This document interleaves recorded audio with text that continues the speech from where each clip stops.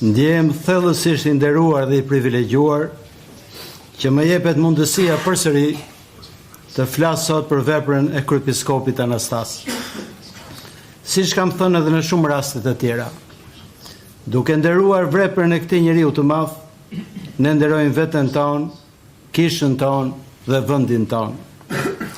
Pozicioni im është unik, jo vetëm si studiues i teologjisë së tij, por si dëshmitari drejt për drejt dhe bashkëpunëtori i tij gjatë më shumë se 30 viteve të ringritjes së kishës ortodokse në Shqipëri.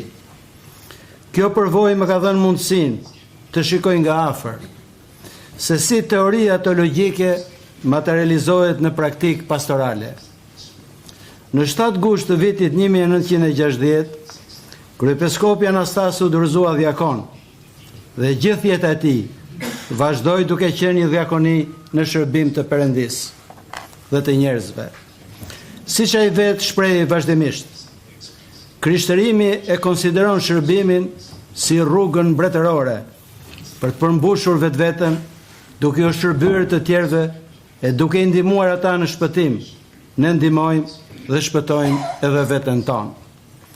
Koncepti i diakonisë tek ai e tejkalon. Pika referuese është fjala e Krishtit, sepse dhe biri i njeriut nuk erdhi që të shërbejnë, po që të shërbejë.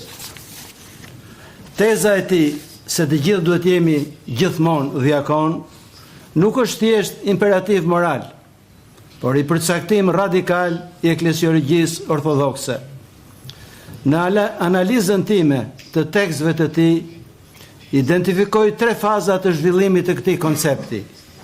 Në fazën e parë, gjatë viteve 1960-1980, diakonia shfaqet si shërbim liturgjik dhe filantropik, e themeluar në modelin kristologjik të kenosis, zbrasis, ku ai u përkushtua tërësisht misionit, një veprë themelore të kishës që për fat keq ishte lënë për shumë kohë në arrest. Ja si shprehet profesor Vajos Vajopoulos i Universitetit të Janinës. Pas shekujt të shumt, fal Anastasit, u realizua zgjimi i hir apostolik i kishës ortodokse, çelja e horizonteve të saj drejt gjithë botës. Mbyllja e citimit.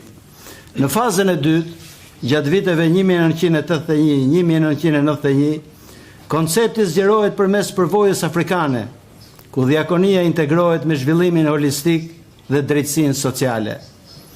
Në vitin 1981, ai u ftua nga patriarku i Aleksandris për të organizuar kishën ortodokse në Kenya, që ishte në një gjendje shumë të vështirë.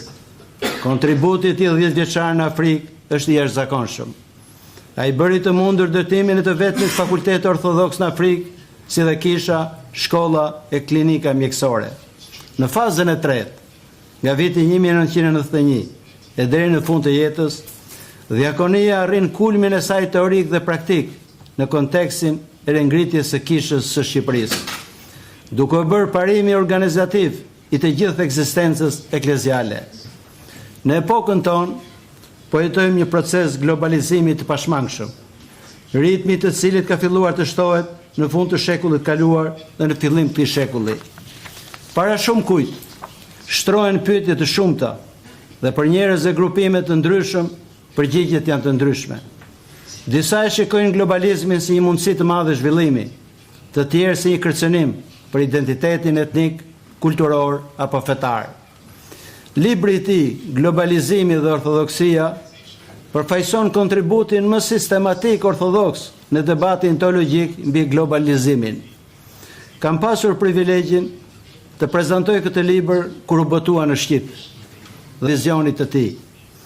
Ky libër merr një rëndësi të veçantë, jo vetëm në mendimin ortodoks, por edhe më gjerë, sepse mendimet e paraqitura ka përcejnë kufit e ngushtë fetar dhe përfshin gjithë njerëzimin. Kryepiskopi Anastas artikulon atë që mund ta quajë një hermeneutik të dyfisht. Nga njëra anë, një kritik profetike e globalizimit neoliberal që redukton personin në konsumator.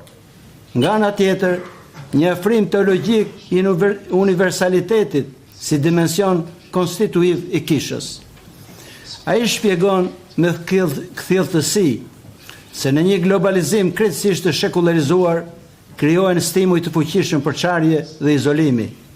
Në vend të persona të veçantë ka vetëm numra. Mburrja për fuqinë e teknologjisë shoqërohet në planin individual me ndjenjën e dobësisë dhe ankthin ekzistencial. Flitet për liri të përgjithshme dhe përjetohet mungesa e lirisë individuale. Dallimi teologjik ndërmjet termave person dhe individ është një nga kontributet më të mëdha të krishtërimit në antropologji. Një qenie njerëzore mund të jetë e plot vetëm si person, domethënë vetëm në raportin me të tjerët, ku qendra e ekzistencës nuk është me egoizmi, por dashuria për të gjithë. Prokurora e veprës së tij është ringritja nga gërmadhat e kishës ortodokse në Shqipëri.